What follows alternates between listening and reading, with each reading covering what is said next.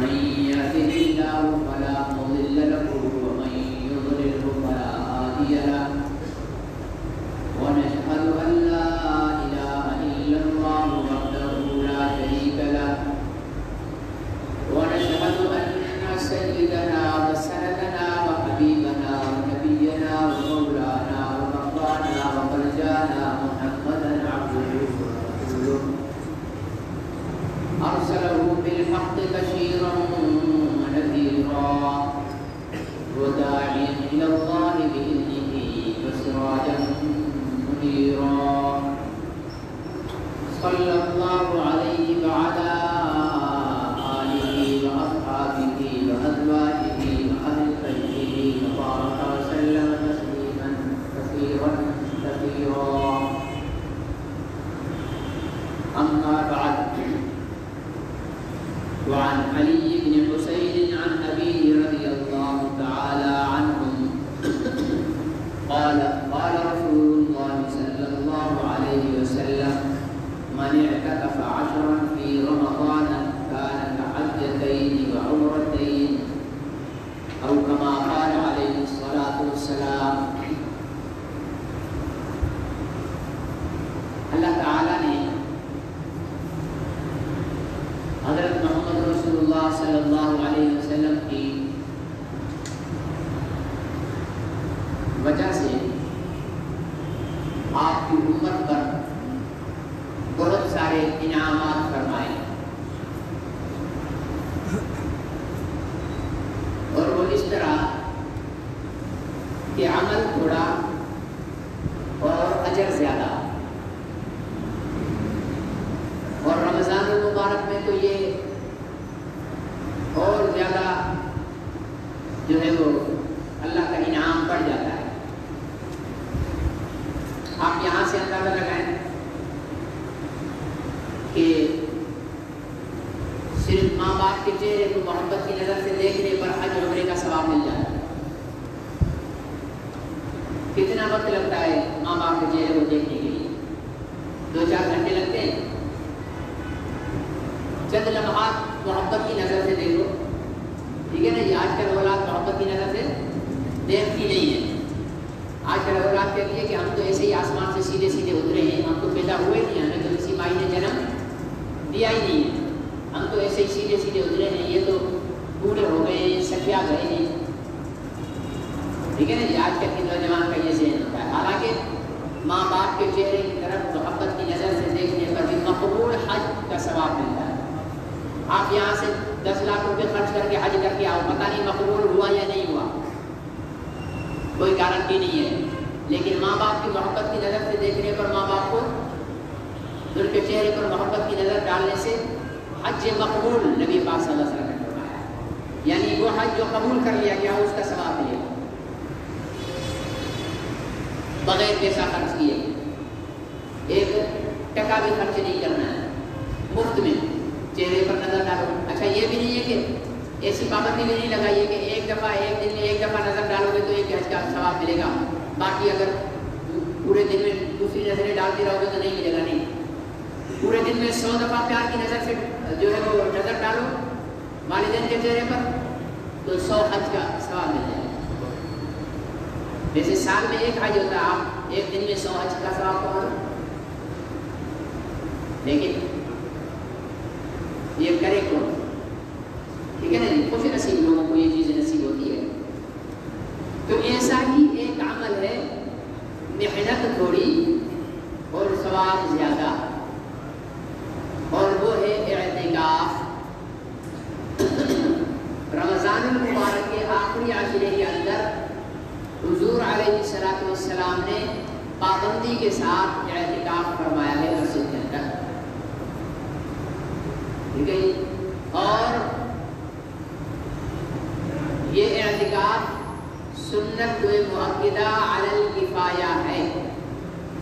اگر کسی محلے کی مسجد میں کوئی بھی معتکف نہیں بیٹھا, اعتکاف میں کوئی بھی شخص نہیں بیٹھا, تو سارے محلے والے گنہگار ہوں گے. اور کسی گاؤں کی مسجد میں اگر کوئی ایک بھی نہیں بیٹھا ہے اعتکاف میں تو سارے گاؤں والے گنہگار ساتھ بیٹھ گیا تو گناہ ثابت ہو جائے گا، یہ ان کی طرف سے ایک جنا کفایت کر لے گا، اور خوش نصیب ہے وہ انسان جو پورے گاؤں اور بستی کے لیے کافی ہو جائے۔ تو یہ اعتکاف جو ہے یہ سنت ہے۔ 20 تاریخ کی مغرب سے لے کر شوال کے چاند نظر آنے تک مسجد کے اندر اعتکاف کی نیت کے ساتھ بیٹھنا ہے، ٹھیک ہے نا؟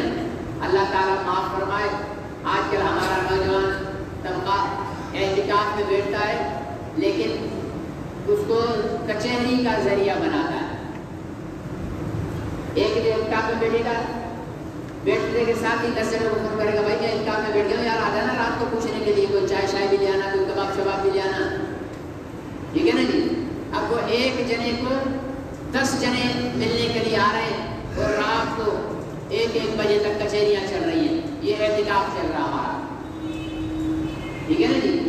یہ اعتکاف نہیں ہے، یہ اپنے آپ کو خود ہلاکت میں ڈالنا ہے، ٹھیک ہے نا؟ یہ اپنے آپ کو خود ہلاکت میں ڈالنا ہے۔ اعتکاف کا مطلب یہ ہے کہ دنیا سے تعلق توڑ کر اللہ کے ساتھ تعلق جوڑ کر اس کے در پر بیٹھ جاؤ 10 دن تک، اور صرف اس کی عبادت اور ذکر و اذکار کرو۔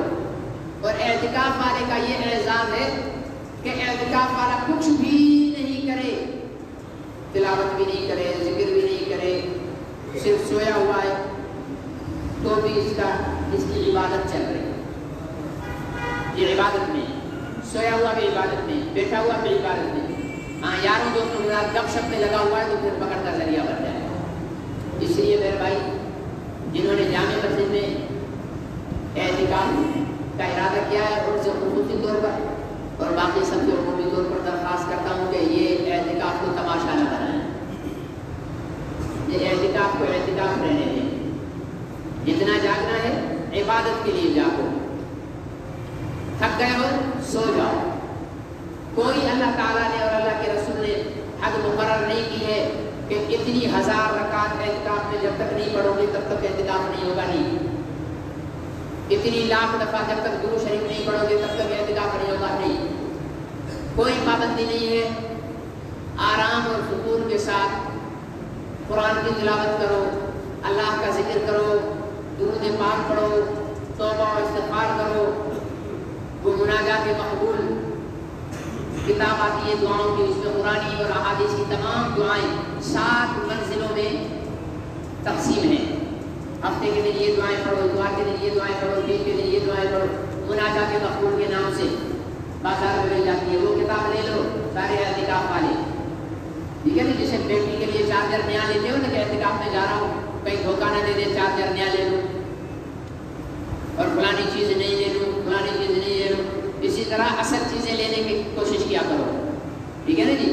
اصل چیز لو اور اس کو جو ہے لے کر اس کو اپنے مطالعے میں رکھو۔ اور وہ درود شریف کی کتاب آتی ہے ذریعۃ الوصول الی جناب الرسول، حضرت مولانا محمد یوسف حضرت مولانا مخدوم محمد ہاشم ٹھٹوی رحمۃ اللہ علیہ نے درود پاک جمع کیے ہیں، ٹھیک ہے نا؟ ان کو پھر حضرت مولانا محمد یوسف دھیانوی رحمۃ اللہ علیہ نے شہید ختم نبوت نے 7 منزلوں میں اس کو تقسیم کیا ہے کہ ہفتے کے دن یہ پڑھو، اتوار کے دن یہ پڑھو، وہ کتاب خریدو، اس کی درود شریف کو پڑھو۔ ایک اور درود پاک کی کتاب ہے دلائل الخیرات کے نام سے آتی ہے، ٹھیک ہے نا؟ دلائل الخیرات، بہتر یہ ہے کہ ترجمے کے ساتھ لے لو۔ یہ ساری جو کتابیں بتا رہا ہوں یہ اعتکاف کرنے والوں کے لیے بتا رہا ہوں، دوسروں کے لیے بھی حرام نہیں ہے، دوسرے کو خریدیں گے تو گناہ نہیں ہوگا، انشاءاللہ ثواب ہی ہوگا۔ تو یہ کتابیں خرید لو، دلائل الخیرات، مناجات مقبول، ذریعۃ الوصول، یہ تینوں کتابیں خرید لو اور ان کا ورد کرو، ان کو پڑھتے رہو۔ جو جو منزل بنائی ہوئی ہے اس منزل کے مطابق اس کو، وہ تو منزلیں عام دنوں کے لیے، آپ کو اعتکاف میں وعدے بیٹھے ہو، آپ نے کون سا کاروبار چلانا ہے، آپ 7 ہی منزلیں ایک ہی دن پڑھ لیا کرو، پوری کی پوری کتاب ایک دن نکال لو، ہر روز اس کتاب کو پڑھ لو، ہر روز اس کتاب کو پڑھ لو، اور ترجمے کے ساتھ ہوگی تو ترجمہ بھی دیکھتے جاؤ گے، سمجھ میں بھی آئے گا کہ کیا پڑھ رہا ہوں. ہمارا تو دعاؤں کا عالم یہ نا کہ ہمیں پتہ نہیں ہے، طوطے کی طرح رٹا ہوا ہے، ربنا آتنا فی الدنیا حسنۃ وفی الآخرۃ حسنۃ وقنا عذاب النار، پتہ نہیں ہے بولا کیا ہے. وہ طوطے کو مالک نے سکھا دیا، دکاندار تھا نا مالک، دکاندار اس کے پاس آٹے کی چکی تھی تو رش لگ جاتا تھا، تو طوطا لیا اس نے اور اس نے اس کو سکھا دیا کہ باری باری آئیے، قطار لگائیے. تو وہ طوطے کو اپنے دروازے پر لٹکا دیتا تھا صبح کو، تو جیسے ہجوم ہوتا تو وہ کہنے لگتا تھا باری باری آئیے، قطار لگائیے، باری باری آئیے، قطار لگائیے. تو لوگ کہتے ہیں یار طوطا اتنی اچھی بات کر رہا ہے، تو وہ اس کی دیکھا دے اس کے کہنے پر قطار لگا لیتے. تو ایک دفعہ طوطا کھل گیا، کبے اس پر حملہ آور ہوئے، تو اب کبوں کو بھی بول رہا ہے باری باری آئیے، قطار لگائیے، باری باری آئیے، قطار لگائیے. اس کو پتہ ہی نہیں ہے کہ معنی کیا ہے اس کا، ٹھیک ہے نا، یہ کیا بات کہاں بولنی ہے، وہ رٹا ہوا ہے نا. اس لیے جتنی سیکھو، میں تو اکثر نوجوانوں کو کہتا ہوں کوئی مولوی تمہیں نہیں پڑھا رہا میرے پاس آ جائے کرو، میں عشاء کے بعد کلاس لگاتا ہوں، یہاں پر قرآن پاک کا ترجمہ پڑھاتا ہوں، مسائل پڑھاتا ہوں اور قرآن شریف تجوید کے ساتھ پڑھاتا ہوں. 3 سبجیکٹ پڑھاتا ہوں عشاء کی نماز کے بعد، ابھی نہیں رمضان میں، رمضان کے بعد. اور الحمدللہ میرے پاس پڑھ رہے ہیں نوجوان، اور جو پڑھ رہے ہیں ان سے کبھی امتحان بھی لے لینا، ان سے قرآن پاک کا ترجمہ بھی پوچھ لینا. تو وقت نکال کر آیا کرو. بہتر یہ کہ اپنے محلے کے مسجد میں جاؤ، اگر وہاں مولوی صاحب آپ کو ٹائم نہیں دے رہے تو میرے پاس آ جاؤ، میں آپ کو ٹائم دوں گا بغیر پیسے کے، بغیر فیس کے، ٹھیک ہے نا جی. تو کیا ہوگا کہ سیکھو گے تو پتہ چلے گا کہ ہم کیا رہے ہیں. 20 40 سال ہو گئے، 50 70 سال ہو گئے، ہر رکعت میں الحمدللہ رب العالمین والضالین آمین تک پڑھتے ہیں، پتہ نہیں ہے یہ ہے کیا. 70 سال سے قل اللہ احد پڑھ رہے ہیں، پتہ نہیں ہے یہ ہے کیا. 70 سال سے قل اعوذ برب الناس پڑھ رہے ہیں، قل اعوذ برب الفلق پڑھ رہے ہیں، انا اعطیناک الکوثر پڑھ رہے ہیں، پتہ نہیں ہے کیا ہے، بس پڑھے جا رہے ہیں. نہیں، کبھی ہمارا دھیان جو ہے ادھر ادھر بڑھتا ہے. جب پتہ ہوگا نا کہ کیا ہے تو ہمارا دھیان ادھر ادھر جائے گا ہی نہیں. تو اس لیے قرآن پاک کو سیکھنے کا ارادہ کر لو. انشاءاللہ بھی آپ اتنی سست کرتے ہو جیسے بندوق رکھ کر آپ سے انشاءاللہ کرائی جا رہی ہو. تو میرے عزیز دوست اور محترم بزرگوں، ایک شیڈول بنا لو. اعتکاف کے جو اپنے اس پر مسائل پر بہت ساری کتابیں آ گئی ہیں. آج کل تو ماشاءاللہ کتاب خریدنے کی ضرورت نہیں ہے، آپ کے پاس پوری لائبریری اتنی سی موبائل میں پڑی ہوئی ہے. میرے پاس رکھی ہیں کتابیں، جس کو چاہیے اپنا واٹس ایپ نمبر لے کر مجھے دے کر وہ کتاب لے سکتا ہے. ساری کتابیں دوں گا معتکفین کو، ٹھیک ہے نا جی. اس کے مطابق آپ ان کو پڑھو، سیکھو مسائل، اور ایک ترتیب بنا لو کہ ہم نے کس ٹائم کیا کرنا ہے، کس ٹائم کیا کرنا ہے، کس وقت کیا کرنا ہے. اور اس میں ٹائم ٹیبل میں بس یہ چیز سیٹ نہیں کرنا کہ اس ٹائم ہم نے دوستوں یاروں کے ساتھ گپے ہانکنی ہے بیٹھ کر. یہ والا شیڈول میں ٹائم ٹیبل نہیں ہونا چاہیے. جو دوست آیا ملنے کے لیے السلام علیکم، وعلیکم السلام، جناب کیا حال ہے، خیریت ہے، ٹھیک ٹھاک. یار بھائی اعتکاف میں بیٹھا ہوں، اس لیے میرا جو ہے وہ تلاوت کا ٹائم ہو گیا ہے یا نفل کا ٹائم ہو گیا ہے. اللہ آپ کو خوش رکھے. آپ میرے سے پوچھنے کے لیے آئے، السلام علیکم، جا کر میری بات اچھی. اگلے دن نہیں آئے گا، وہ اگلے دن وہ آئے گا ہی نہیں. اس کو پتہ چل گیا نو لفٹ. بھائی یہاں تو صرف اللہ تعالیٰ کے ساتھ تعلق جوڑنا ہے. 11 مہینے 20 دن دنیا کے ساتھ لگے ہوئے ہو اعتکاف. اور ایک بار اعتکاف میں گڑ گڑا کر توبائیں کر کے 10 دن میں شیو بڑھ گئی ہے.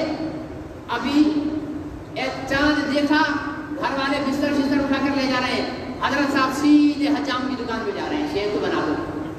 انا للہ و انا الیہ راجعون، انا للہ و انا الیہ راجعون، انا للہ و انا الیہ راجعون. سارے کیے کرائے پر پانی پھیر دیا. یہ تو وہ ہو گیا، وہ پاگل محنت کش ہو گیا. پتا چلا کہ نیچے جو ہے وہ سونا ہے، کھود کر سونے کی دیگ اوپر لایا. ابھی اوپر لا کر اس کو کھولنا تھا، واپس دھکا دے کر نیچے گرا دیا. یہ ہو گیا بے وقوفی والا کام. پورا 10 دن اللہ سے کہتے رہے، یا اللہ میری توبہ، میری توبہ، میری توبہ، میں نہیں تیری نافرمانی کروں گا، میں نہیں تیرے نبی کی سنتوں کو توڑوں گا، میں نہیں تیرے حکموں سے منہ موڑوں گا، میں نہیں گناہ کروں گا، میں نہیں یہ کروں گا، میں نہیں وہ کروں گا. ٹھیک ہے نا جی. چاند دیکھا ڈس سیدھا ایک ہی گولا مارا, ساری توبوں کو برف سے اڑا دیے. کون سی توبہ, کیسی توبہ, یہ وہ والی بات ہو گئی. ایک پاگل ایک آدمی چڑھ گیا درخت پر اوپر, ٹھیک ہے نا, اوپر درخت کو کھچیں گے, وہ چڑھ گیا اوپر, چڑھ گیا تو نیچے اتر نہیں سک رہا تھا. اب کیسے اتروں کیسے اتروں, اس نے بولا یا اللہ اگر میں خیریت سے نیچے اتر گیا تو اونٹ تیرے راستے میں سجدہ کروں. اب ڈر ڈر کے تھوڑا سا نیچے اترا, دیکھا تھوڑا نیچے آ گیا, بولے اللہ اگر ابھی باقی نیچے سفر طے کر لیا تو بھینس صدقہ کروں گا. تھوڑا اور نیچے اترا, بولا گائے صدقہ کروں گا. تھوڑا اور نیچے اترا, بولا بکری صدقہ کروں گا. تھوڑا اور نیچے اترا, بولا مرغی صدقہ کروں گا. بالکل نیچے کرے گا, بولا انڈا صدقہ کروں گا. بالکل جب نیچے اتر گیا, بولا جو چڑھے گا وہی صدقہ کرے گا. تو ہمارا حال بھی یہی ہے, جوش میں پہلے دن اللہ کچھ بھی نہیں کریں گے, بس میری توبہ, بس میری توبہ, بس میری توبہ. یوں جو عید قریب آتی جائے گی, ٹھیک ہے نا جی, نفسانی خواہشات ابھرنا شروع ہو جائیں گی. شیو بڑھ گئی یار, اچھی نہیں لگ رہی ہے. اللہ کے بندے, شیو اچھی نہیں لگ رہی ہے, نبی کی سنت اچھی نہیں لگ رہی ہے چہرے پر. سوچ کیا رکھی ہوئی ہے آپ سب. داڑھی والوں سے سوال نہیں ہے میرا, داڑھی منڈانے والوں سے سوال ہے. آپ حضرات داڑھی منڈاتے ہو خوبصورت لگنے کے لیے یا بدصورت لگنے کے لیے؟ ہاں, خوبصورت لگنے کے لیے نا, خوبصورت. جزاک اللہ. دیکھو ایک بغیر داڑھی والے نے جواب دیا, باقیوں کو ہمت بھی نہیں ہو رہی جواب دینے کی, ٹھیک ہے نا, خوبصورت لگنے کے لیے. تو آپ عمل سے کیا کہہ رہے ہو؟ آپ زبان سے تو نہیں کہہ رہے ہو, آپ عمل سے یہ کہہ رہے ہو کہ نبی کی داڑھی والا چہرہ خوبصورت نہیں ہے, اس لیے اب داڑھی کو ہٹاؤ اور خوبصورت بناؤ. آپ نبی کے چہرے کی خوبصورتی کا انکار کرتے ہو شیو بنا کر. عملی طور پر بہت بڑا جرم ہے یہ. اور ایک بات یاد رکھ لو, داڑھی ایسا جرم ہے کہ جب تک اس کے منڈانے سے توبہ نہیں کرتے ہو تب تک آپ کا گناہ کنٹینیو چل رہا ہے. اگر آپ 70 سال تک داڑھی منڈا رہے ہو تو 70 سال طویل گناہ آپ کے نامہ اعمال میں لکھا جا رہا ہے. آپ تہجد میں ہو گناہ, آپ نماز میں ہو گناہ, آپ تراویح میں ہو گناہ, آپ قرآن کی تلاوت میں ہو گناہ, آپ کعبے کا طواف کر رہے ہو گناہ, آپ روضہ رسول پہ سلام پڑھ رہے ہو گناہ. ہر جگہ آپ کا گناہ لکھا جا رہا ہے. اور پتہ ہے یہ داڑھی جس کو آپ 20 روپے دے کر منڈوا کر نالی میں پھینکوا دیتے ہو, شریعت میں ہے کہ اگر کوئی شخص کسی کی آدھی داڑھی زبردستی مونڈ دے تو ایک انسان کی جان کا خون بہا اس کو دینا پڑے گا جرمانے میں. 100 اونٹ. کتنے اونٹ؟ 100 اونٹ جرمانہ دینا پڑے گا اگر کسی نے کسی مرد کی داڑھی کو زبردستی مونڈ دیا. کتنی قیمتی داڑھی ہے, 100 اونٹ کتنے کے آتے ہیں؟ 1 لاکھ روپے کا بھی اگر اونٹ مان لو مریل شریعت میرے جیسا تو 1 کروڑ روپے کے. یہ 1 کروڑ کی داڑھی آپ 50 روپے دے کر نالی میں پھینکوا دیتے ہو. 2 کروڑ کی داڑھی آتی کیا 1 کروڑ ہے نا, 2 کروڑ کی داڑھی آپ 50 روپے میں نالی میں پھینکوا دیتے ہو. اللہ کی بندو خود کو سوچو میرے بھائی, میں آپ کی تحقیر نہیں کر رہا ہوں, آپ مجھ سے بہت اچھے ہو, آپ کے اعمال بھی بہت اچھے ہوں گے, سب کچھ ہوگا. میں ازراہ ہمدردی آپ لوگوں کو بول رہا ہوں. آپ جا کہاں رہے ہو؟ بعض نوجوان کیا کہتے ہیں, کہتے ہیں مولوی صاحب بات صحیح ہے, یہ تو ٹھیک ہے کہ داڑھی رکھنی چاہیے, لیکن اصل پتہ ہے کیا, ہم گناہ گار آدمی ہیں, اگر ہم داڑھی رکھیں گے پھر گناہ کریں گے تو بدنام کون ہوگا؟ تو داڑھی والا بدنام ہوگا. اس لیے آپ لوگوں کو بدنامی سے بچانے کے لیے ہم داڑھی رکھتے ہی نہیں. واہ بھائی واہ, اندھے کو اندھیرے میں بڑی دور کی سوچی. ہم اس لیے داڑھی رکھتے ہی نہیں ہیں. ارے بھائی عقل کا کام کرو, یہ شیطان کی پٹی مت سناؤ. دیکھو آپ کہہ رہے ہو کہ داڑھی رکھیں گے اور گناہ کریں گے تو داڑھی والا بدنام ہوگا. داڑھی والا بدنام داڑھی رکھنے کی وجہ سے ہوگا یا گناہ کی وجہ سے؟ گناہ کی وجہ سے. تو جس وجہ سے داڑھی والا بدنام ہوگا وہ چیز چھوڑو نا, داڑھی کیوں ختم کرتے ہو؟ صحیح ہے یا غلط ہے؟ آپ نے کہا جناب میں داڑھی رکھوں گا تو داڑھی والا مولوی بدنام ہوگا. تو اب مولوی کو, داڑھی والے مولوی کو بدنامی سے بچانے کے میرے پاس ہیں 2 راستے ہیں. کتنے راستے؟ ایک یہ کہ داڑھی ختم کر دوں، گناہ کرتا رہوں، نہیں بدنام ہوگا مولوی۔ دوسرا راستہ کیا ہے؟ داڑھی برقرار رہے، گناہ ختم کر دوں، تب بھی تو مولوی بدنام نہیں ہوگا نا۔ صحیح ہے غلط ہے؟ تو آپ تو اپنے عمل میں مجرم بن رہے ہو کہ آپ گناہ کو داڑھی پر فوقیت دے رہے ہو، اہمیت دے رہے ہو کہ ہمارے لیے داڑھی بنانا کوئی بڑی بات نہیں، لیکن گناہ نہیں چھوڑ سکتے ہم۔ ایک طرف ہمارا کہتا ہے مولوی صاحب شادی ہو جائے تو پھر داڑھی رکھیں گے۔ بھائی کیوں؟ آج تک داڑھی والوں کو کسی نے کوئی لڑکی دی نہیں کیا؟ مولوی 4 کیے بیٹھے ہیں، 2 مار کے 2 اور کر کے 6 کر کے بیٹھے ہوئے ہیں، ان کی تو داڑھی شادی میں رکاوٹ بنی نہیں ہے۔ آپ لوگوں کی پتہ نہیں کیسے بن گئی ہے۔ یہ سب کہنے کی باتیں ہیں، مرد کی شان ہے داڑھی، مرد کی۔ ایک لبرل قسم کے نے حضرت مولانا سید حسین احمد مدنی رحمۃ اللہ علیہ سے سوال کیا کہ مولانا دیکھو پیدائش کے وقت داڑھی نہیں ہوتی ہے تو پھر رکھنی بھی نہیں چاہیے نا، آگے بھی مرد کو نہیں رکھنی چاہیے۔ سوال کیا کیا کہ پیدائشی طور پر داڑھی ہوتی ہے بچے کو، نہیں ہوتی ہے نا، تو پھر آگے کیوں رکھتا ہے؟ نہیں رکھنی چاہیے نا، اللہ نے پیدائش ہی نہیں دی ہے داڑھی، اگر داڑھی اچھی ہوتی تو پیدائش ہی ہوتی۔ حضرت مدنی رحمۃ اللہ علیہ نے فرمایا کہ پتھر اٹھا کے لا تیرے منہ کے دانت توڑ دوں، یہ بھی پیدائش میں نہیں ہوتے، ہوتے نہیں ہوتے نا، تو پہلے دانت توڑ دو جی۔ ننگا بھی تو ہوتا ہے، ہاں گنجا بھی ہوتا ہے، ہاں ننگا ہوتا ہے، وہ کپڑے بھی نہیں پہنو۔ تو میرے عزیز دوست اور بزرگوں، یہ شیطان کی چالیں ہیں۔ نبی کی سنت کو خدا کے واسطے زندہ کرو، اپنے چہروں کو سجاؤ، کتنے بھی کافروں کی مشابہت اختیار کر لو، کافر کبھی تمہیں قبول نہیں کرے گا۔ وَلَن تَرْضَىٰ عَنكَ الْيَهُودُ وَلَا النَّصَارَىٰ حَتَّىٰ تَتَّبِعَ مِلَّتَهُمْ، نہ یہودی تمہارے ساتھ راضی ہوں گے نہ نصارہ تمہارے ساتھ راضی ہوں گے، یہاں تک کہ تم ان کے مذہب کو قبول کر لو۔ فلسطین میں کون سی داڑھیوں والے ہیں؟ سب داڑھی منڈے کلین شو ہیں، پینٹیں شرٹیں پہنتے ہیں، لیکن وہاں کا یہودی پینٹ شرٹ والے کلین شو مسلمان کو قبول نہیں کر رہا، اس کو مار رہا ہے۔ کشمیر میں کون سے داڑھیوں والے ہیں، لیکن وہاں ہندو سے مسلمان کو قبول نہیں کر رہا ہے۔ پوری دنیا میں جہاں بھی چلے جاؤ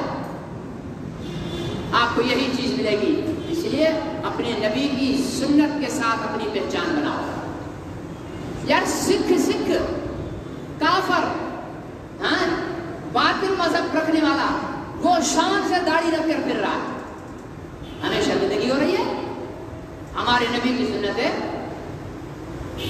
اس لیے چلو وعدہ تو آپ سے نہیں لیتا ہوں، آج رمضان المبارک کی مبارک گھڑیوں میں دل سے ایک ارادہ کر لو کہ انشاءاللہ پوری کوشش کریں گے داڑھی رکھنے کی۔ جزاک۔ تو اعتکاف کی بات چل رہی تھی، اعتکاف کے لیے جب ہم اعتکاف میں بیٹھے تو دنیاوی تعلقات ختم کر کے اللہ تعالیٰ کے ساتھ تعلق جوڑنا چاہیے، عبادت کی نیت سے بیٹھے، جتنی عبادت کر سکتے ہو کرو، تھک گئے ہو زبردستی نہیں ہے، کچھ نہیں، پڑھتے جاؤ پڑھتے جاؤ پڑھتے جاؤ۔ وہ یہاں پر پرانے دور میں مثال دیتا ہوں میں آپ کو، اچھی مثال ہے، وہ عقیل حفظ الرحمان پٹھان ہے نا، یہ اور اس کا ایک دوست ہوتا تھا، اس کا نام تھا، بینک میں ملازم ہوتا تھا، میرے نام ذہن سے نام نکل رہا ہے۔ وہ دونوں اعتکاف میں بیٹھتے تھے پابندی کے ساتھ، دونوں دوست۔ وہ مقابلہ کیا کرتے تھے؟ پہلی تاریخ سے قرآن پاک کا مقابلہ شروع کرتے تھے، صبح سے شام تک، رات تک بیٹھے ہوئے ایک دن کے اندر ایک قرآن شریف مکمل کرتے تھے۔